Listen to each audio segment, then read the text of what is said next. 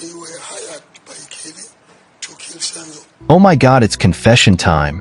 2025 has begun, and the murder case of Senzo Meyiwa has also begun with brand new revelation from the court. According to recent rumors, Senzo Meyiwa's assassins have finally broken their oath of secrecy amongst criminals and have confessed who killed Senzo Meyiwa. I know your ears are itching to get the full details. Don't worry, watch this video till the end to find out, and don't forget to subscribe to our channel.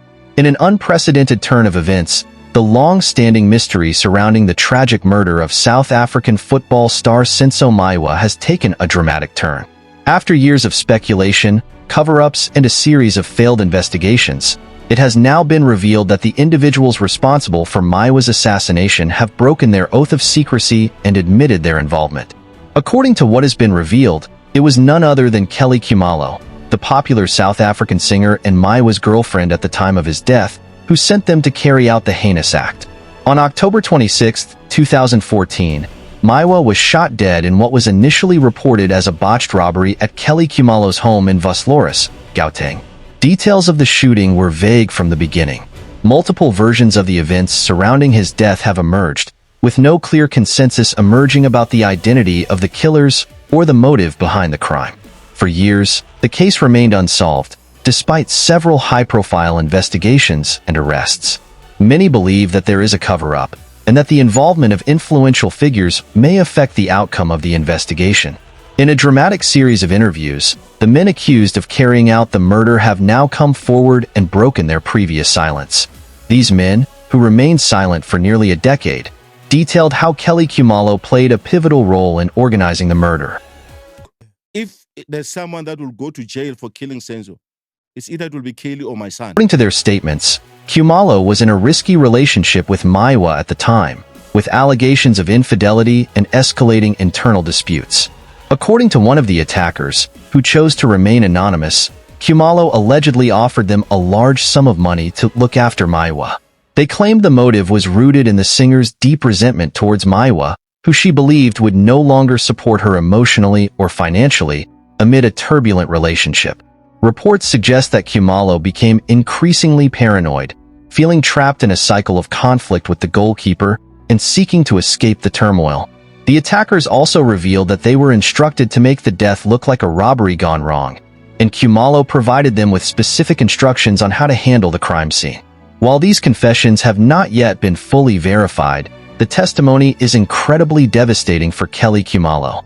The defendants described how Khumalo was present at the scene, adding more mystery to the events that took place on that fateful night.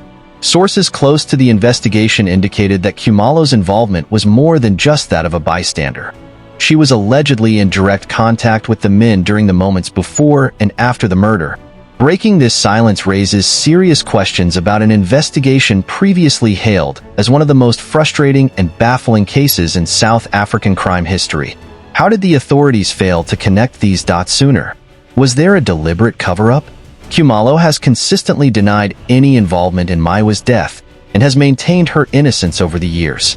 But the new confessions cast doubt on her statements.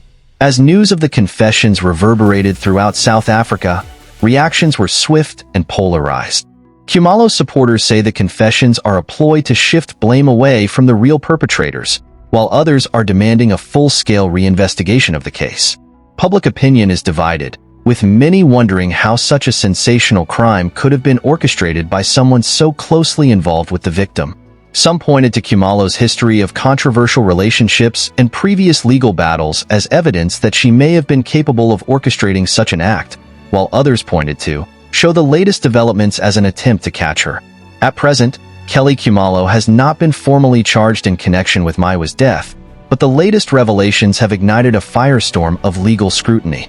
The authorities are under enormous pressure to re-examine the case, re-interview witnesses, and re-evaluate the physical evidence in light of these new confessions.